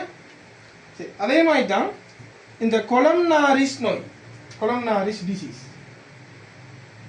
அதுல பேர் ஏதான் இதுல இயல்பு யாரு இதெல்லாம் உனக்கு தேவையில்லை. என்ன நோய், பாக்டீரியா நோயா, ஃபங்கஸ் நோயா, இல்லை ஏதாவது பேரசைட்ஸால வரதா. சரி, இதான் இதுல உனக்கு தெரிஞ்சிருக்கு. அதே புறப்பூஞ்சன நோய்.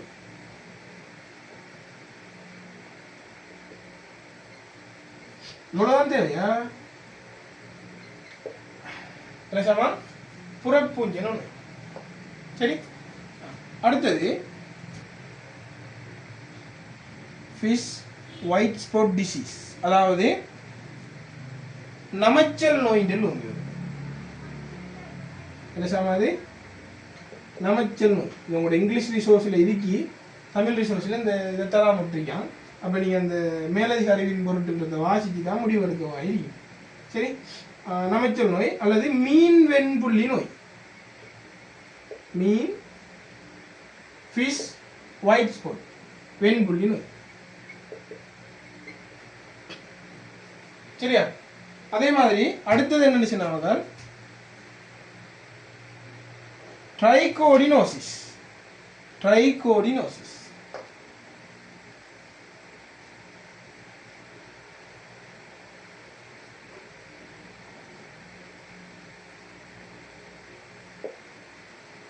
சரியா? ட்ரைகோடினோசிஸ். அடுத்தது தோலிலும் பூக்களிலும் ஏற்படும் தட்டைப்புழு தொற்றுதல். தோல்லையும் பூவிலும் ஏற்படும் தட்டை புழுவின் தொற்றுதல். அப்ப அதுல அவன் சொல்லிட்டான் என்னண்டு தட்டை புழுக்கள் பிளத்திகள் மெந்திஸ். தட்டை புழு தொற்று. சரியா மக்கா? அப்ப பாருங்க, இது மூணும் மீன்கள்ல யாரு நன்னீர் மீன்கள்ல பாக்டீரியாவால வரணும். யாரால வரணும்? பாக்டீரியாவால வரணும். இதை நான் சொல்லணும் உனக்கு. புறப்பூஞ்சனம் சொன்னா என்ன? ஃபங்கஸ். புறப்பூஞ்சனம் சொன்னா என்ன? ஃபங்கஸ். சரியா? அடுத்தது இந்த ஒயிட் ஸ்பாட்டும் அடுத்தது ட்ரைகோடினோசிஸ் என்று சொல்றதும் யூனிசெல்லுலர் அப்படின்னா தனிக்கல புற ஒட்டுண்ணிகளால் ஏற்படும் நோய். பாராசைட்ஸ். இவர் ஒரு பாராசைட்ஸ் தான், ஆனால் பல்கலம். சரியா? இவர் தனிக்கல ஒட்டுண்ணி, இவர் பல்கல ஒட்டுண்ணி. சரியா? அப்போ உங்களுக்கு அந்த ரிசோர்ஸில் பார்த்தீங்கன்னா என்ன தலைப்பு? அலங்கார மீன் வளர்ப்பினால் உண்டாகும் சுற்றாடல் பாதிப்புகள் இந்த சொல்ற தலைப்புக்கு மேலே வளர்ப்பு செய்யும் நன்னீருக்குரிய அலங்கார மீன்களில் ஏற்படும் பொதுவான நோய்கள். வளர்ப்பு செய்யும்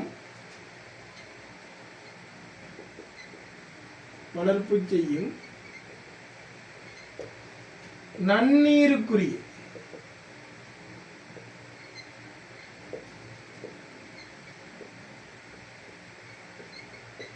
மீன்களில் ஏற்படும்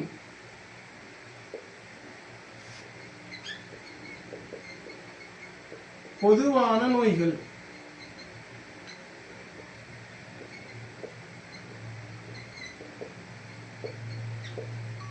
சரியா? இப்படி சொல்லி போட்டிருக்கான். போட்டு உங்களோட இங்கிலீஷ் ரிசோர்ஸ்ல இந்த ஒரு அட்டவணை மாதிரி தந்திருப்பாங்க. தமிழ் ரிசோர்ஸ்ல இந்த அட்டவணை இல்லை. சரி? அப்ப நான் உங்களுக்கு அந்த அட்டவணையை தந்துட்டேன். செட்டைகளது அழுகுதல், பூ அழுகுதல், குருதி பெருக்கும், குருதி நஞ்சாதலும், கொலம்னாரிஸ், இதெல்லாம் மீன்கள்ல பாக்டீரியாவில் ஏற்படுற நோய். புறப்பூஞ்சனம்னா சில்லத்தோட ஃபங்கஸ். இந்த நமைச்சல் நோய் அல்லது மீன்களில் வெண்புள்ளி நோய் சொல்லுவோம். ட்ரைகோடினோசிஸ், இது ரெண்டும் ஒட்டுண்ணிகளால் வாரது, ஆனால் தனிக்கல ஒட்டுண்ணிகள். இதுவும் ஒட்டுண்ணியால் வாரதுதான், ஆனால் இது பல்கல ஒட்டுண்ணி. யார் அந்த பல்கலம்? தட்டை புழு. என்ன அந்த நோய்? தோலிலும் பூவிலும் ஏற்படும் தட்டை புழு தொற்று. சரியா? சரி. அப்ப இதுல இருந்து உங்களுக்கு தெரிஞ்சிருக்கும் அம்பகலில விட என்ன குருதி பெருக்கும், குருதி நஞ்சாதலும் வரும், கொலம்னாரிஸ் வரும், அதே செட்டை பூகளது அழுகுதல் வரும், பாக்டீரியா. சரியா? வெண்புள்ளி நோய் வருமா? இல்ல, அது ஒட்டுண்ணியால் ஏற்படுற நோய். அடுத்தது தோலிலும் பூகளிலும் ஏற்படும் தொற்று. தோல்லையும் பூலையும் வர தொற்று என்ன? பல்கல ஒட்டுண்ணியான தட்டை புழுல வர. அப்ப இந்த சார்ட்ல இருந்து கேள்வி வரும். சரியா? அப்ப இதுக்குள்ள கேட்கக்கூடிய மேக்சிமம் கஷ்டமான கேள்விகள் அல்லது வந்தே ஆகும். நான் கொஞ்சம் படித்தாலும் அதில் மார்க்ஸ் எடுக்கணும். சொன்னா இந்த இப்போ நாம் பார்த்தோம் இப்படியான செக்ஷன்களை நம்ம பார்க்கறது, விளங்குறது, படிக்கிறதுன்னு சொல்றது மிச்சம் பிரயோசனமான ஒன்று அறிக்கிட்டு நினைக்கிறேன். சரியா? அப்போ இந்த ஒரு எம்சிக்கு சரி எடுக்கிறதுக்காக ஒட்டுமொத்தமான பரப்பையும் படிக்கிறேன்னு சொல்றது எல்லா வேலையும் முடிஞ்ச ஒரு பிள்ளைக்கு நல்ல. சரி? ஆனால் எனக்கு இன்னும் நிறைய படிக்க இருக்கு இப்படி சொல்கிற ஒரு புள்ள இதுலேயும் மார்க்ஸ் எடுக்கணும்னு நினைக்கிறார்கள். நீங்கள் இந்த 2 கேள்வியோட விளக்கத்தையும் பார்த்துட்டு அதே மாதிரி நான் அடுத்த நனோ தொழில்நுட்பம் விளக்கப்படுத்துவேன் எஸ்சியில் அதையும் பார்த்து இருந்தால் மேக்ஸிமம் எம்சிக்யூவும் கவர் பண்ணிடலாம். சரி, அதில் இந்த வேறுபாடு யானைக்காலுக்கும் டெங்கிட காவிக்கான வேறுபாடு. யானைக்கால்ற அந்த பரவுற அந்த ஒரு இன்ட்ரெஸ்டான ஒரு சைக்கிள் ஒன்று பார்த்துருந்தானே அந்த சைக்கிள், அந்த டெங்கு நுழம்புட சைக்கிள், இப்படியான விஷயங்களை பார்த்து வைங்க கட்டாயம். இவ்வளவும் போதும். சரி, அதில் இந்த யானைக்கால் நோயில் கட்டுப்பாடு இல்லாமல் நீங்கள் இந்த உயிர் கட்டுப்பாட்டில் மீன்கள் போடுவீங்கன்னு அதில் அங்கே கப்பீஸ் போடுவீங்க, இங்கே எங்கள் கப்பீஸ் போடலாம். டெங்குக்கு நீங்கள் டண்டியும் அடுத்தது திலாப்பியாவும் போடுவீங்க. இங்கே நலக்கந்தை என்று சொல்கிற ஒரு மீன், இவ்வளோதான் அதில் வேறுபாடு. அங்கே கப்பி போடுவீங்க, இங்கே எங்கள் கப்பி போடுவீங்க. அங்கே நீங்கள் டண்டியும் திலாப்பியாவும் போடுவீங்க, இங்கே நலக்கந்தை என்று சொல்லக்கூடிய ஒரு மீன் எடுத்து பாய்வி. இப்படியான சின்ன சின்ன வேறுபாடுகள் வரும். ஒரு நுழம்பை கட்டுப்படுத்துகிற எல்லா முறையும் தான் நீங்கள் என்னத்தை கட்டுப்படுத்துறதுக்கு, யானைக்காலை கட்டுப்படுத்துறதுனாலும் டெங்கை கட்டுப்படுத்துறதுனாலும். சரியா? என்ன அது தூய நீரில் பரவும், இது மாசடைந்த நீர்களில் பரவும். சரியாங்க? அப்போ 50வது கேள்விக்குரிய விட என்ன? ஏ பி டி.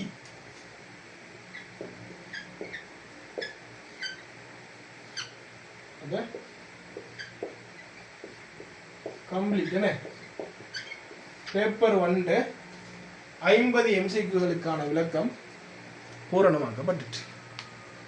இந்த 50 எம்சிக்யூட விளக்கத்தையும் உங்களுக்கு பார்த்து விளங்கி எடுத்து இதில் சின்ன சின்ன அந்த குட்டி குட்டி நுட்பங்கள் இப்போ 8வது 9வது நிறைய பாடமாக்குற விஷயங்கள் சொல்லி தந்திருக்கேன். எப்படி பாடமாக்குறது இந்த விஷயங்கள் எல்லாம் பார்த்து நீங்களும் கொஞ்சம் அதுக்குள்ள எஃபோர்ட்ஸை போடுவீங்களாக இருந்தால் இன்ஷா அல்லாஹ் நீங்கள் இருக்கிற நிலைகள்லேருந்து ஃபெயிலிருந்து எஸ்ஸுக்கோ எஸ்ஸிலேருந்து சிக்கோ மாறலாம். இந்த 2 பேப்பரில் ஃபுல் தரவான கம்ப்ளீட் விளக்கம் முடிஞ்ச பிறகு.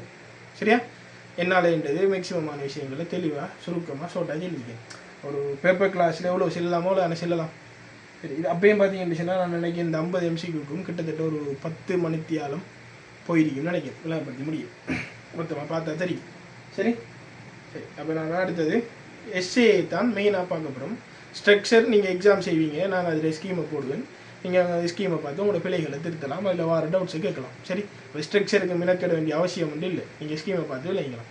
எஸ்ஏ நீ எப்படி எழுதணும், எப்படி அதை ஞாபகம் வச்சுக்கணும், அந்த விஷயங்கள்லாம் நான் சொல்லித்தரேன். சரியா மகா? சரி, அப்போ ஜெசாக்கல்லாஹ். அடுத்து பார்ட் 2ல் சந்திப்போம்.